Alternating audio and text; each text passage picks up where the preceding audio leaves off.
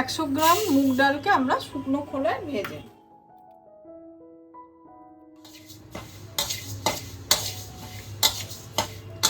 সুন্দর একটা গন্ধ বেরোবে, আর সেই সঙ্গে হালকা রংটা পরিবর্তিত হয়ে যাবে, তখনই জানবেন যে ডালটা হয়ে গেছে। দেখুন রংটা পরিবর্তিত হয়ে গেছে, ডালটা আমার ভাজা হয়ে গেছে।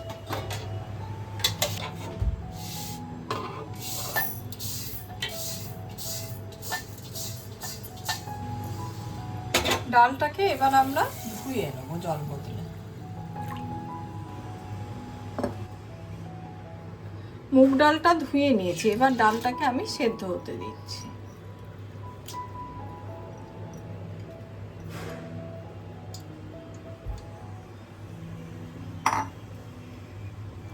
আরো কিছুটা জল ঢেলে দিচ্ছি।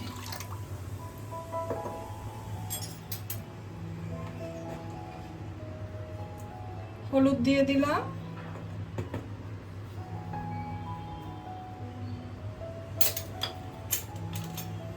নুন দিয়ে দিলাম,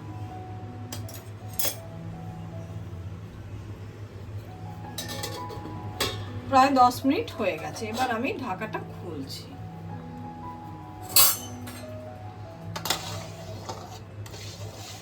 ডালটা আধা সেদ্ধ হয়ে গেছে। এইভাবে ধিমে আঁচে করবেন, 15-16 মিনিটেই কিন্তু ডাল সেদ্ধ হয়ে যাবে। আবার আমি ঢাকা দিয়ে দিই। সর্ষের তেল ঢেলে নিলাম। কড়াইতে সর্ষের তেলটা গরম হয়ে গেছে, বেশ যেন ধোঁয়া ওঠা গরম হয়। জিরে, শুকনো লঙ্কা, হোল গরম মশলা, জিরে দিয়ে দিলাম।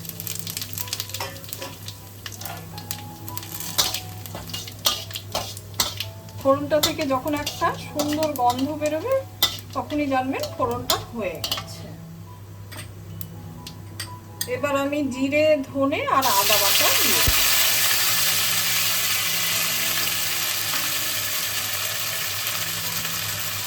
এর সঙ্গে হলুদ দিয়ে দিলাম।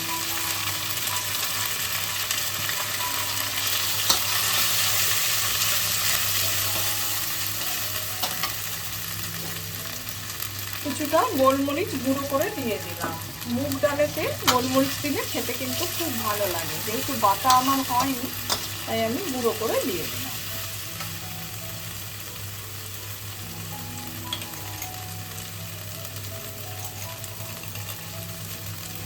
ডাল সেদ্ধর সময় নুন দেওয়া হয়েছে, তাই এখন অল্প করে নুন দিলাম। এদিকে মশলাটা কিন্তু আমার খুব ভালোভাবে কষানো হয়ে গেছে।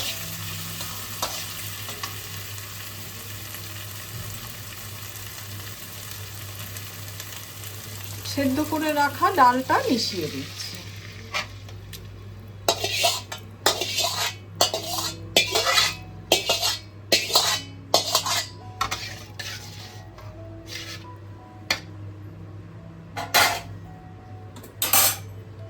এবার আমি ঢাকা দিয়ে দিলাম। এদিকে ডালটা আমাদের হয়ে গেছে। আমি ওপর থেকে নারকেল কোড়া দিয়ে দিচ্ছি।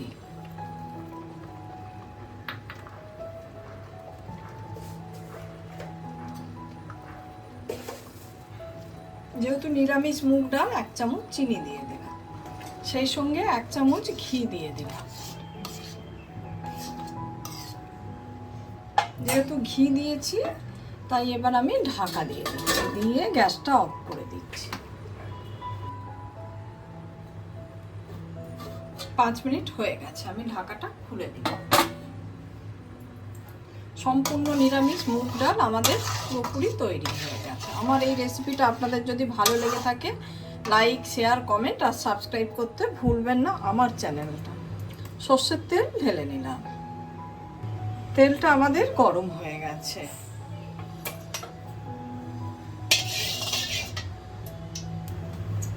যেন বেশ ধোঁয়া ওঠা গরম হয়। এবার আমি কেটে রাখা পটলগুলো দিয়ে দিচ্ছি।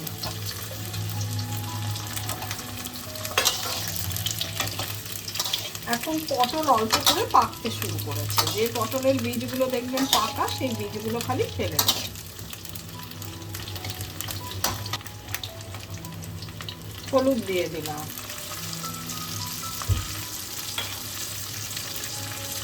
সেই সঙ্গে নুন দিয়ে দিলাম।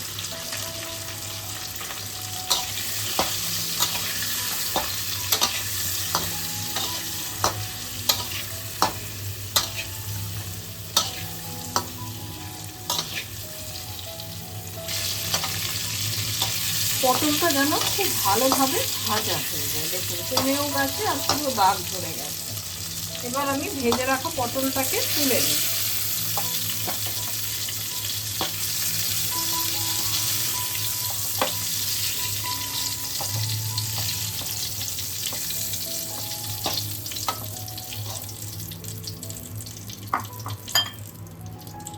এবার আমরা ওই তেলেই সেদ্ধ করে রাখা আলুগুলোকে ডুমো ডুমো করে কেটে নিয়েছি, সেটা এবার ভেজে নিই। এই রান্নাটা আমার মা এভাবেই করেন, তাই আমি আপনাদেরকে ঠিক এভাবেই দেখাচ্ছি। আর তরকারিটা খেতে কিন্তু ভীষণ ভালো হয়। আলুটাকে কিন্তু একটু লাল লাল করে ভাজতে হবে। আলুটা ভাজাটা যত ভালো হবে তরকারিটা খেতে কিন্তু তত ভালো হয়।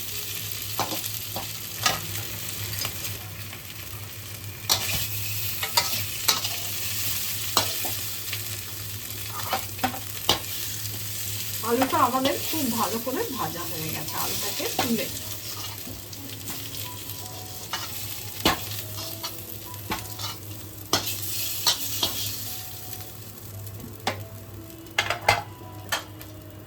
আরো কিছুটা সর্ষের তেল আমরা ঢেলে নিচ্ছি।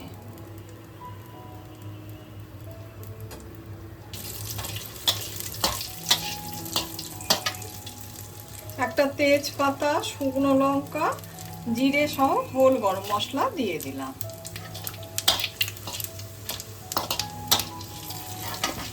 ফোড়নটা থেকে যখন একটা সুন্দর গন্ধ বেরোবে তখন আমরা জিরে, ধনে আর আদা বাটা দিয়ে দেব।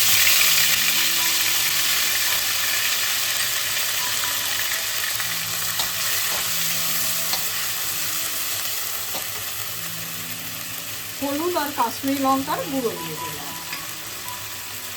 আর টমেটো দিয়ে দিলাম।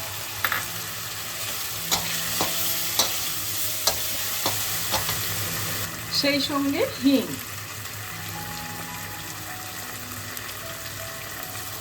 রান্নাটা কিন্তু সম্পূর্ণ নিরামিষ।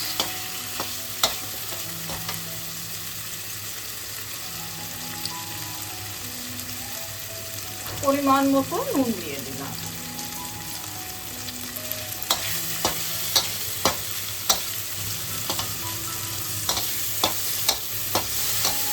টমেটোটা মজে গেছে, মশলাটা খুব ভালোভাবে কষানো হয়ে গেছে। এবার আমি ভেজে রাখা আলুটা মিলিয়ে দিচ্ছি। মশলা সহ হালকা নাড়াচাড়া করে নিচ্ছি।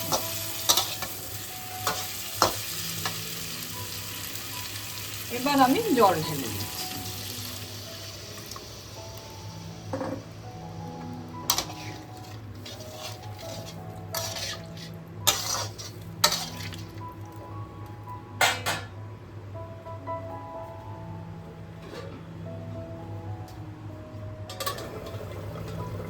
এবার আমি ঢাকাটা খুলে দিচ্ছি।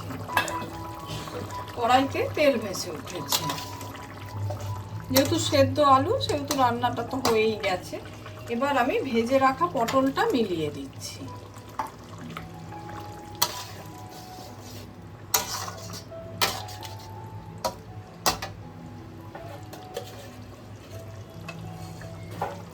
এবার আমি 1 চামচ ঘি দিয়ে দিলাম। আপনার যদি মনে হয় সামান্য একটু চিনিও দিতে পারেন।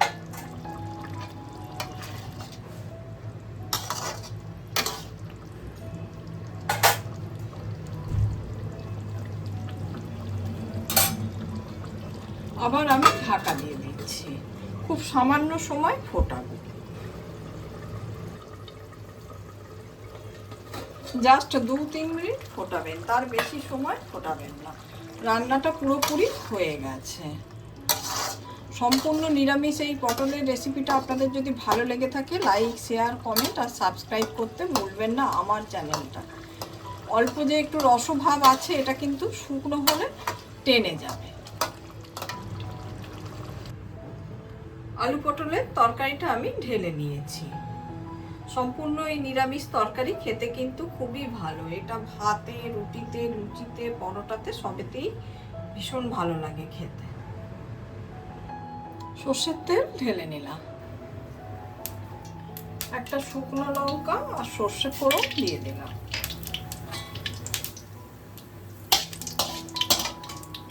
থেতো করে রাখা রসুন দিয়ে দিলাম।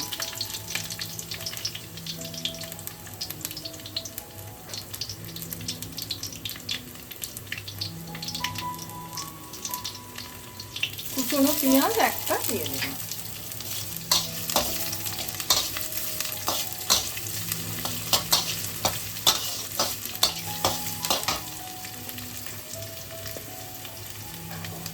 হলুদ দিয়ে দিলাম অল্প করে।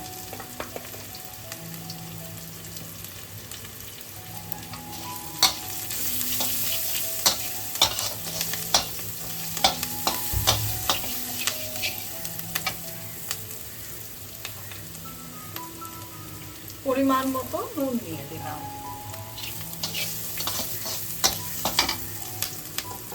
এবার ধুয়ে রাখা কলমি শাকটা দিয়ে দিচ্ছি।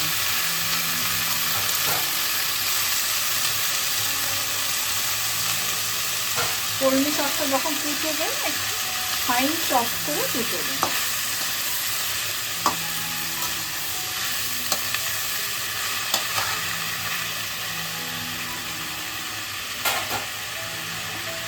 এবার আমি ঢাকা দিয়ে দিচ্ছি।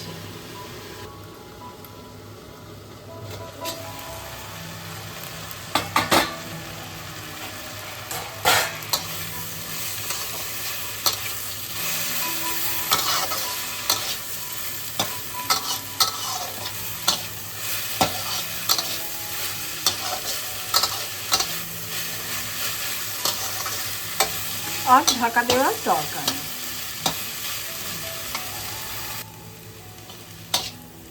শাকটা ধুয়ে যদি আমরা জলটা ঝরিয়ে নিয়ে কাটি তাহলে কিন্তু একদম জল না থাকলে শাকটা খুব তাড়াতাড়ি ভাজা হয়ে যায়। পুরোপুরি কলমি শাকটা আমাদের ভাজা হয়ে গেছে। আমার এই রেসিপিটা আপনাদের যদি ভালো লেগে থাকে লাইক, শেয়ার, কমেন্ট আর সাবস্ক্রাইব করতে ভুলবেন না আমার চ্যানেলটা। একটা বাটিতে আমি বেসন নিয়ে নিয়েছি। অল্প করে হলুদ দিয়ে দিলাম। পরিমাণ মতো নুন দিয়ে দিলাম। বেকিং পাউডার দিয়ে দিলাম, তা না হলে কিন্তু মুচমুচে হবে না। সমস্ত উপকরণগুলো আমরা খুব ভালোভাবে মিশিয়ে নিলাম। এবার অল্প অল্প জল দিয়ে একটা ঘন মোটা ব্যাটার তৈরি করে নেব। একটা বাটিতে আমি সেদ্ধ করা দুটো আলু নিয়ে নিয়েছি। স্বাদ মতো নুন দিয়ে দিলাম। হামনদিস্তায় গুঁড়ো করে রাখা গোলমরিচ দিলাম 1 টেবিল চামচ উঁচু উঁচু। এবার এগুলো আমি হাতের সাহায্যে মেখে নেব। এদিকে ব্যাটারটা আমাদের প্রায় হয়ে এসেছে, আমি দেখিয়ে দিচ্ছি, দেখুন কত মোটা।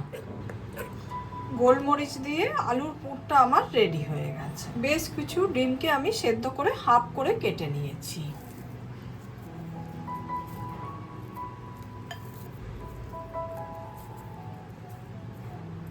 আলুর পুরটা এবার আমি ডিমের ওপর দিয়ে দেবো ঠিক এইভাবে। এটা দিয়ে আজ আমি ডিমের চপ বানাবো। এটা অ্যাকচুয়ালি আমাদের বাড়িতে বানানো হয়। এটা আমার দিদিমা এইভাবে বানাতেন।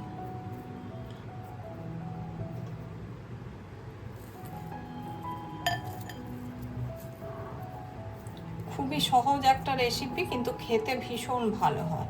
আমরা যেরকম স্পাইসি করেও যেরকম খাই সেটাও যেমন খুব খেতে ভালো লাগে, এটাও তেমনি খেতে ভীষণ ভালো লাগে। যে কোনো সময় আপনি বানিয়ে খেতে পারেন।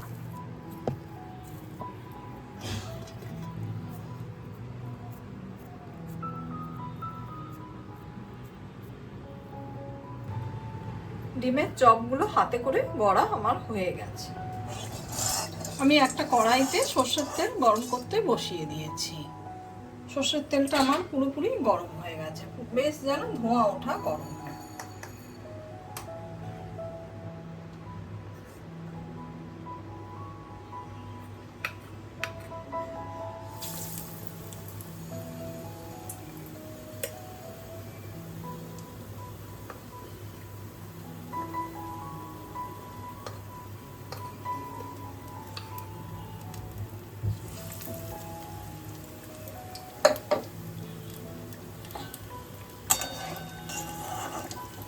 আমি একসঙ্গে দুটো চপ দিচ্ছি।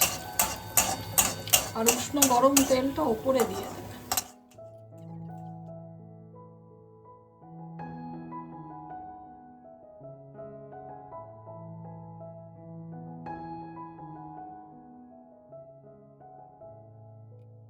চপগুলো আমার সমস্ত ভাজা হয়ে গেছে।